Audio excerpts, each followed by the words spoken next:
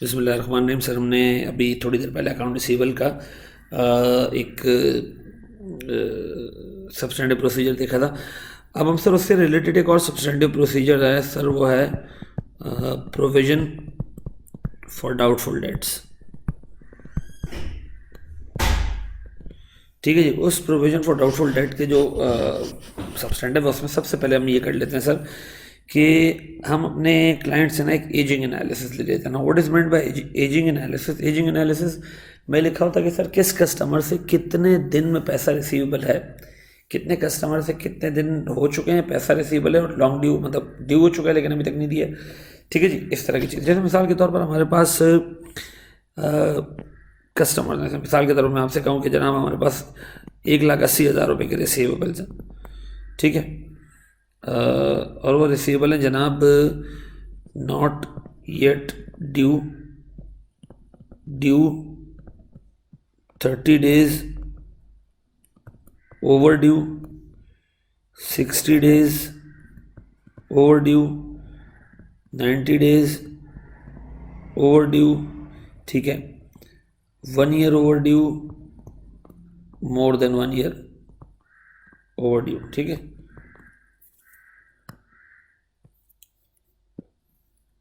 जैसे मिसाल के तौर पर सर हमारे पास अभी आ रहा है यहाँ पर ड्यू में 9 लाख रुपए नॉट येट ड्यू, 1 लाख रुपए यहाँ पर। ठीक है जी, ये है सर मेरे पास एक बेसिक एजिंग एनालिसिस। अब सर मेरे पास डिटेल एजिंग एनालिसिस में इस 1,80,000 का क्या होगा, ब्रेकअप होगा कस्टमर वाइज। ठीक है, तो मुझे पता चल जाएगा इस 1,80,000 में कौन कौन से कस्टमर्स हैं, उनका पैसा ड्यू हो चुका है, और अगर ड्यू हो चुका है तो कितने दिन हो चुके हैं, या अभी तक ड्यू नहीं हुआ, ड्यू हो चुका है 30 डेज हो चुके हैं, 60 डेज हो चुके हैं, तो सर ये मुझे पता चलेगा। देखिए इसके लिए इसमें सबसे जो खतरनाक एरिया है ना वो ये एरिया है, ड्यू होने के बाद भी अब तक पैसे ना मिलना। ठीक है सर, ये डाउटफुल से बेड डेट्स की तरफ जा रहा है, राइट ऑफ की तरफ जा रहा है। ठीक है जी, अब कंपनी की पॉलिसी होती है बाज़ औक़ात के 30 डेज पे हम प्रोविज़न बनाएंगे 3% का, 60 डेज पे 5% का, 90 डेज़ के ऊपर 15% का, मोर देन 90 डेज़ के ऊपर 50% का, और मोर देन 1 ईयर के ऊपर 100% का, और in certain cases some cases हम उसको राइट ऑफ भी कर देंगे। ये है एजिंग एनालिसिस। ठीक है, ये आपने लेने अपने क्लाइंट से। सर हमने सबसे पहला काम ये करना है कि इस एजिंग एनालिसिस का जो टोटल है, जो रिसीवेबल का टोटल है, वो आपने मैच करना है सर कंट्रोल अकाउंट से, ताकि आपको ये पता चल जाए जो बैलेंस यहाँ आ रहा है वही बैलेंस मेरे लेजर में रिफ्लेक्ट कर रहा है और वही मेरे फाइनेंशियल स्टेटमेंट्स में जा रहा है। सबसे पहले काम तो आप नहीं कर लें। फिर आपने सर मैनेजमेंट से करनी है डिस्कशन कि भाई ये जो लॉन्ग ड्यू हैं, ठीक है 30 60, ये जो ड्यू वो हैं रिसीवेबल्स हैं, इनमें पॉसिबिलिटी क्या है, लाइकलीहुड क्या है पैसे मिलने की। फिर मैनेजमेंट समझती है कि 30 डेज वाले पे 97% चांसेस है पैसे मिलने की, तो 3% का प्रोविजन होगा। 60 डेज पे मिलने के चांसेस है 90%, तो 10% का प्रोविजन होगा। सर फिर आपने जो बड़ा क्रिटिकल सवाल मैनेजमेंट से एक और पूछना है कि जो वेरी लॉन्ग ड्यू है, इस पे क्या आपका एनालिसिस है। मतलब हमें तो लगता है कि पैसे मिलेंगे ही नहीं, मिलेंगे नहीं तो इनको तो यार प्रोविजन का उनको तो राइट ऑफ हो जाना चाहिए। तो सर आपने एक तो ओवरड्यू की बात करनी है मैनेजमेंट से, उसके डिस्कस करना है कि उन्होंने किस बेसिस पे प्रोविजनिंग बनाई है, और आपने एक तो वेरी लॉन्ग ड्यू को के बारे में डिस्कस करना है, उनके फाइनेंशियल स्टेटमेंट उठा के खुद भी देखने हैं ऑर्डर ने कि उनकी लाइकलीहुड टू पे कितने % है। सर अगर हालात बहुत बुरे हैं तो हम मैनेजमेंट को जो है वो सजेस्ट करेंगे कि वो इसको राइट ऑफ कर दे। ठीक है जी। सर फिर हमने मैनेजमेंट से एस्टिमेशन टेक्निक्स पूछनी है कि यार ये जो 97% आप कह रहे हैं ये किस बेसिस पे आया है, क्या इसके पीछे वर्किंग है। सर ये वर्किंग या ये बेसिस जो उनके एक्चुअरियल डिवीजन ने लिए हैं ये हम उनसे असेस कर लेंगे, उनसे पूछ लेंगे और उसकी रीजनेबलनेस असेस कर लेंगे कि बिल्कुल सही है या नहीं है। ठीक है जी। अच्छा, जो प्रोविजंस बने हैं सर इसको हम खुद भी अपने एक प्रोफेशनल जजमेंट के हिसाब से देख लेंगे कि जो हमने 3 और 10% का प्रोविज़न बनाया है ये सही है या नहीं। हम खुद भी जो है वो असेस करेंगे कि यार इस बंदे के कितना रिसीवेबल है, कितना राइट ऑफ हो चुका है, इसकी इकोनॉमिक कंडीशन क्या है। एक रीजनेबल असेसमेंट हम भी अपने एंड पे कर लेंगे। अगर हमें एक्सपर्ट इन्वॉल्व करना हुआ, अपना एक्सपर्ट, ऑडिटर्स एक्सपर्ट, तो ऑडिटर एक्सपर्ट भी हम इन्वॉल्व कर सकते हैं। अच्छा, फिर हम इसमें ये भी देखेंगे कि सर बहुत सारे ओवर ड्यू इस वजह से होते हैं कि डिस्प्यूट होता है। ठीक है, अब डिस्प्यूट में हमने सर 3-4 चीज़ें देखनी है।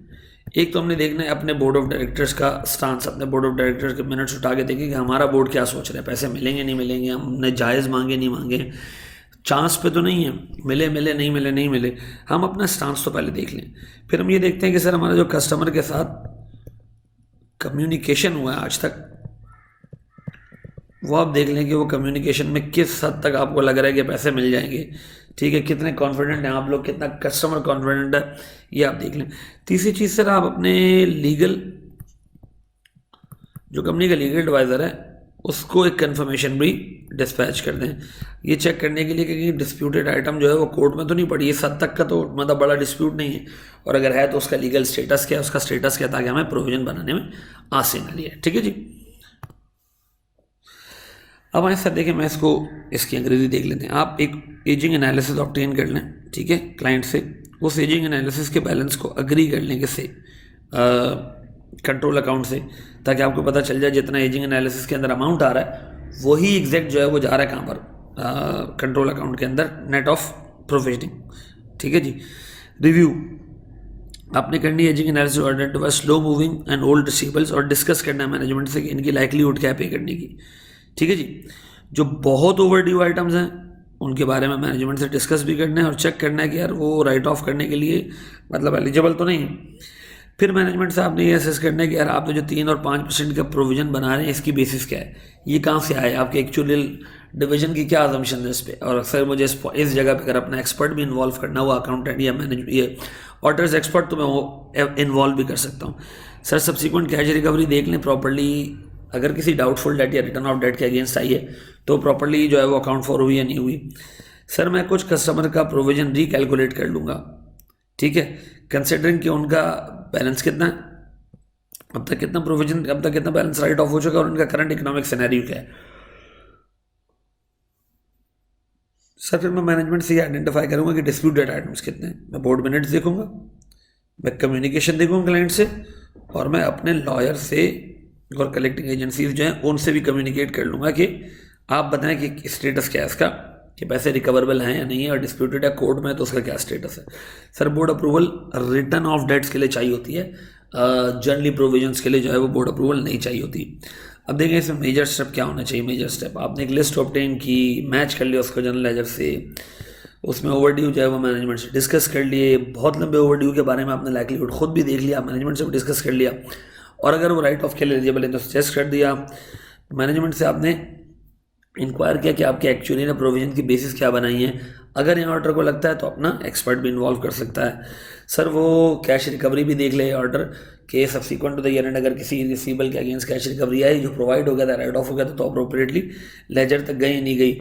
सर बाज़ औक़ात कुछ कस्टमर्स के हम प्रोविजंस रिकैलकुलेट भी कर लेते हैं अपनी प्रोफेशनल जजमेंट से, उनके हालात देखते हुए, उनके इकोनॉमिक सिनेरियो देखते हुए, उनका राइट ऑफ जब तक जो रिसीवेबल हो चुका है और उनका करंट बैलेंस देखते हुए। सर मैनेजमेंट से मैं इंक्वायर करूँगा, डिस्प्यूटेड आइटम्स बोर्ड मिनट्स देखूंगा, उसके लिए क्लाइंट्स की कम्युनिकेशन देखूंगा, और लॉयर वगैरह का जो अगर इन केस ही कोर्ट में गया हुआ तो लॉयर से कंफर्मेशन लेके उसका स्टेटस देखूंगा कि इसके मिलने के चांसेस कितने हैं। Sir board approval generally written off debts के लिए चाहिए होती है। अच्छा से देखें अभी अकाउंट रिसीवेबल और इसका प्रोविजन का ना combined presentation disclosure. Sir receivables जो है ना वो डिस्काउंट किए जाने चाहिए, वो जो लॉन्ग टर्म रिसीवेबल हैं, जो लॉन्ग ड्यू हैं, जिनमें इंटरेस्ट रिसीव नहीं होना, लम सम अमाउंट एंड पे मिलनी है। ठीक है। Inquire about the receivable from officer, director, other related parties, इससे भी एक मतलब आपको आइडिया हो जाएगा कि फलां मतलब जो रिलेटेड पार्टीज़ हैं उनसे रिसीवेबल का स्टेटस क्या है। बात होगा देखें सर कस्टमर, एक कंपनी ने अपने डायरेक्टर्स को डिविडेंड देना है और उसको एज एन एक्सपेंस क्लेम करना है, तो आसान तरीका क्या होता है, मैं उसको लोन दूँ फिर राइट ऑफ कर दूँ। वो राइट ऑफ एक्सपेंस जो है वो मेरे लिए एज एन अलाउबल एक्सपेंस होगा, लेकिन सर ये चीज़ अलाउ नहीं होती, बहुत सारे टैक्स जुरिस्डिक्शन इसको अलाउ नहीं करते। तो अगर आपने किसी ऑफिसर, डायरेक्टर वगैरह को लोन दिया तो उसका स्टेटस भी देख लें, और देख लें कि वो कहीं जेन्युइन लोन है या वो इक्विटी ट्रांसफ़र हुई है उनको। ठीक है जी। और करेक्ट डिस्क्लोजर देख लें एज पर classification, account receivable is dealt under IAS 39 but now it's IFRS 9। Thank you ji.